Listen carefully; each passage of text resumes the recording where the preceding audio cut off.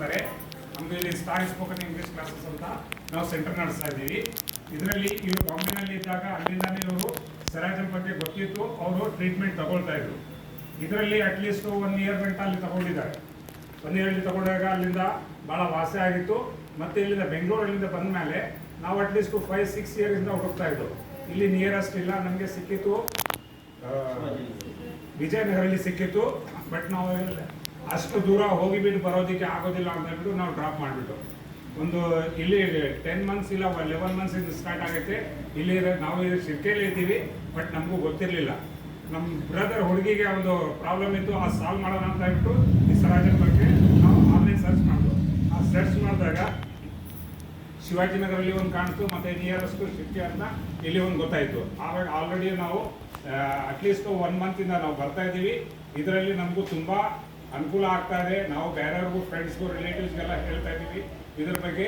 ಇದರಲ್ಲಿ ಏನೇನು ಕಾಯಿಲೆ ವಾಸ ಆಗುತ್ತಂದರೆ ಮೇನ್ ಇದರಲ್ಲಿ ಪ್ರಾಬ್ಲಮ್ ಏನಿದೆ, ಎಲ್ಲರಿಗಿಂತ ಮೇನು ಸ್ಪೈನಲ್ ಕಾರ್ಡ್ ಪ್ರಾಬ್ಲಮ್ ಏನೈತೆ, ಅದರಲ್ಲಿ ನರ್ವ್ಗಳಲ್ಲಿ ಬ್ಲಡ್ ಸರ್ಕ್ಯುಲೇಷನ್ ಕ್ಲಿಯರ್ ಆಗುತ್ತೆ. ಫಸ್ಟ್ ಬ್ಲಡ್ ಸರ್ಕ್ಯುಲೇಷನ್ ಚೆನ್ನಾಗಾಯಿತು ಅಂತಂದರೆ ಇದರಲ್ಲಿ ಯಾವುದೇ ಕಾಯಿಲೆ ಬರೋದಕ್ಕೆ ಕಾರಣ ಆಗಿರಲ್ಲ. ಮೇನ್ ಇಂಪಾರ್ಟೆಂಟ್ ಏನೈತೆ, ನಮ್ಮ ಬೇರ್ ಚೆನ್ನಾಗೈತೆ, ಬೇರ್ನಲ್ಲಿ ಬುಡದಲ್ಲಿ ಏನೇನು ಪ್ರಾಬ್ಲಮ್ ಐತೆ ಅದೆಲ್ಲ ಹೋಗ್ಬೇಕಂದ್ರೆ ಬುಡ ಚೆನ್ನಾಗಿ ಆಗಬೇಕು. ಬುಡ ಚೆನ್ನಾಗಿ ಆಗ್ಬೇಕಂತಂದ್ರೆ ಇದರಲ್ಲಿ ಹೀಟಿಂಗ್ ಥೆರಪಿನಲ್ಲಿ ಏನೈತೆ, ನಮಗೆ ಬ್ಲಡ್ ಸರ್ಕ್ಯುಲೇಷನ್ ಚೆನ್ನಾಗಾಗುತ್ತೆ.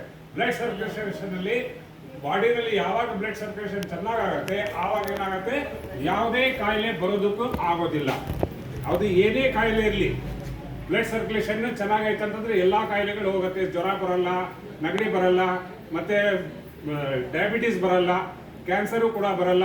ಇದರಲ್ಲಿ ಇಂಥ ಏನೇನು ಕಾಯಿಲೆಗಳು ಬರುತ್ತೆ, ಬ್ಲಡ್ ಸರ್ಕ್ಯುಲೇಷನ್ ಬಾಕೈತಂದ್ರೆ ಹಾರ್ಟ್ ಪ್ರಾಬ್ಲಮ್ ಆಗುತ್ತೆ, ಆ ಹಾರ್ಟ್ ಪ್ರಾಬ್ಲಮ್ಮು ಬರೋದಿಲ್ಲ. ಇದರಲ್ಲಿ ಇಂಪಾರ್ಟೆಂಟು. ಅದಕ್ಕೆ ಮೇನ್ ನಾವೇನು ಥಿಂಕ್ ಮಾಡಬೇಕು, ಬ್ಲಡ್ ಸರ್ಕ್ಯುಲೇಷನ್ ಚೆನ್ನಾಗೈತೆ, ಯಾವುದೇ ಏನೇನೋ ಪೇನ್ ಆಗುತ್ತೆ. ಸ್ಟಾರ್ಟಿಂಗಲ್ಲಿ ನಾವು ಮಾಡಿದಾಗ ಏನಾಗುತ್ತೆ, ಸ್ವಲ್ಪ ನೋವು ಆಗುತ್ತೆ, ಏನೇನೋ ಪ್ರಾಬ್ಲಮ್ ಸ್ಟಾರ್ಟ್ ಆಗ್ಬೋದು, ತಲೆನೋವು ಆಗ್ಬೋದು, ಇಲ್ಲ ಅಂತಂದ್ರೆ ಬಾಡಿ ಪೇನ್ ಜಾಸ್ತಿ ಆಗ್ಬೋದು. ಬಟ್ ಕಂಟಿನ್ಯೂ ತಗೊಳ್ತಾ ಇದ್ರೆ ಮಾತ್ರ ಕಡಿಮೆ ಆಗುತ್ತೆ. 4 ದಿವಸ ತಗೊಳ್ತೀನಿ, 1 ದಿವಸ ತಗೊಳ್ತೀನಿ, 2 ದಿವಸ ತಗೊಳ್ತೀನಿ, ಅದರಲ್ಲಿ ನಮಗೆ ರಿಸಲ್ಟ್ ಸಿಕ್ಕಲ್ಲ ಫ್ರೆಂಡ್ಸ್. ಇದರಲ್ಲಿ ಕಂಟಿನ್ಯೂ ತಗೋಬೇಕು. ಆವಾಗಲೇ ನಮ್ಮ ಹಳೆ ಬಾಡಿನಲ್ಲಿ ಇರೋಂಥ ನರ್ವ್ಗಳಲ್ಲಿ ಬ್ಲಡ್ ಸರ್ಕ್ಯುಲೇಷನ್ ಕ್ಲಿಯರ್ ಆಗ್ಬೇಕಂತಂದ್ರೆ ಎಲ್ಲ ಕ್ಲಾಟ್ ಆಗ್ಬಿಟ್ಟಿರ್ತದೆ, ಗಟ್ಟಿ ಆಗ್ಬಿಟ್ಟು ಉಂಡೆ ಥರ ಆಗಿರ್ತದೆ. ಅದರಿಂದ ಪ್ರಾಬ್ಲಮ್ ಕ್ರಿಯೇಟ್ ಆಗುತ್ತೆ. ಅದೆಲ್ಲ ಕ್ಲಿಯರ್ ಆಗ್ಬೇಕಂದ್ರೆ ಸ್ವಲ್ಪ ಕಂಟಿನ್ಯೂ ಬರಬೇಕು.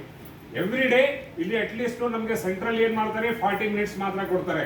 ಅದೇ ನಾವು ಪರ್ಚೇಸ್ ಮಾಡಿಕೊಂಡ್ರೆ ಡೈಲಿ 2 ಟೈಮ್ 3 ಟೈಮ್ ನಾವು ತಗೋಬಹುದು. ಅದರಲ್ಲಿ ಏನಾಗುತ್ತೆ, ಎಲ್ಲರಿಗೂ ಇನ್ನೂ ಅನುಕೂಲ ಆಗುತ್ತೆ.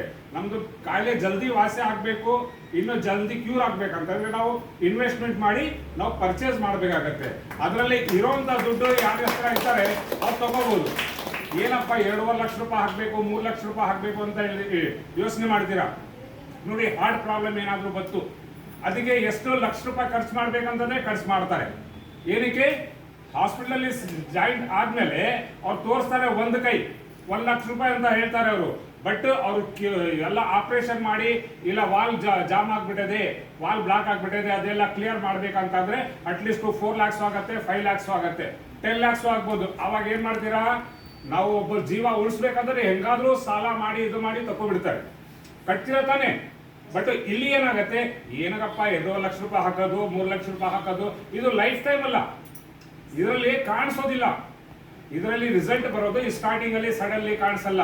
ಒಬ್ಬೊಬ್ಬರಿಗೆ ನಿಮ್ಮ ಫ್ಯಾಮಿಲಿನಲ್ಲಿ 3 ಮೆಂಬರ್ಸ್ ಇದ್ದೀರಾ, 4 ಮೆಂಬರ್ಸ್ ಇದ್ದೀರಾ, 5 ಮೆಂಬರ್ಸ್ ಇದ್ದೀರಾ, ಅಟ್ಲೀಸ್ಟ್ 2 ಮೆಂಬರ್ಸ್ ಇದ್ದೀರಾ.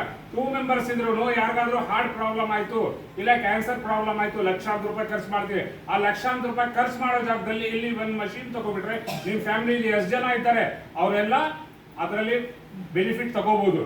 ಡೈಲಿ ಇಲ್ಲಿ 40 ಮಿನಿಟ್ಸ್ ತಗೋತಾರೆ. ಅಲ್ಲಿಂದ ದೂರ ಬರಬೇಕಪ್ಪ, ಅಲ್ಲಿ ವೇಟ್ ಮಾಡಬೇಕು, ಅದೆಲ್ಲ ಬೇಡ ಅಂತಂದ್ರೆ ನಮ್ಗೆ ಯಾವಾಗ ಬೇಕು ಟೈಮ್ ಸಿಗ್ತದೆ ಅಂತ ಅಟ್ಲೀಸ್ಟ್ 3 ಟೈಮ್ಸು ಡೈಲಿ 3 ಟೈಮ್ಸ್ ತಗೊಂಡ್ರೆ ಇನ್ನೂ ಜಾಸ್ತಿ ಕ್ಯೂರ್ ಆಗುತ್ತೆ, ಬ್ಲಡ್ ಸರ್ಕ್ಯುಲೇಷನ್ ಇನ್ನೂ ಜಾಸ್ತಿ ಆಗುತ್ತೆ. ಅದಕ್ಕೆಲ್ಲ ಏನ್ ಮಾಡಬೇಕು, ನಾವು ಪರ್ಚೇಸ್ ಮಾಡಬೇಕು. ದುಡ್ಡಿರೋರು ಏನ್ ಮಾಡ್ತಾರೆ, ಪರ್ಚೇಸ್ ಮಾಡ್ಕೋತಾರೆ. ಇಲ್ಲ ಅಂತಂದ್ರೆ ಅಟ್ಲೀಸ್ಟ್ EMI ಮಾಡಿ ಆದ್ರೂ ತಗೋಬಹುದಲ್ಲ, ಏನಾದ್ರೂ ಮಾಡಿ ನಾವು ಸಾಲ ಆದ್ರೂ ತಕೊಂಡು ನಾವು ಪರ್ಚೇಸ್ ಮಾಡ್ಕೋಬಹುದು. ಅದು ಯಾನೈತೆ, ನಮ್ಮ ಹೆಲ್ತ್ ಚೆನ್ನಾಗಿರ್ಬೇಕಂತಂದ್ರೆ ಅದು ಮಾಡಲೇಬೇಕಾಗತ್ತೆ. ಯಾರಿಗೆ ಬಿಡಪ್ಪ ಫ್ರೀ ಸಿಗ್ತಾ ಇದೆ ಹೋಗ್ಲಿ ಅಂತಂದ್ರೆ ಅದು 1 ವರ್ಷ ಆಗೋದು ಕ್ಯೂರ್ ಆಗೋದು, 2 ವರ್ಷ ಆಗ್ಬೋದು, 3 ವರ್ಷ ಆಗ್ಬೋದು. ಬಟ್ ಇದರಲ್ಲಿ ರಿಸಲ್ಟ್ ಸಿಕ್ಕತ್ತೆ 100%. ಸೆರಾಜಮ್ ಅಲ್ಲಿ ಬೆಸ್ಟ್ ಆಫ್ ದ ಬೆಸ್ಟ್ ಇದರಲ್ಲಿ ನಮಗೆ ಡಿಸೀಸ್ ಕ್ಯೂರ್ ಆಗೋಂಥದ್ದು ನಾನು ಅದಕ್ಕೆ ಥ್ಯಾಂಕ್ಸ್ ಅಂತ ಹೇಳ್ತೀನಿ. Thank you very much. ನಾನು ಹೇಳೋದ್ರಲ್ಲಿ ಏನಾದರೂ ತಪ್ಪಿದ್ರೆ ದಯವಿಟ್ಟು ಕ್ಷಮಿಸಬೇಕು. ಓಕೆ.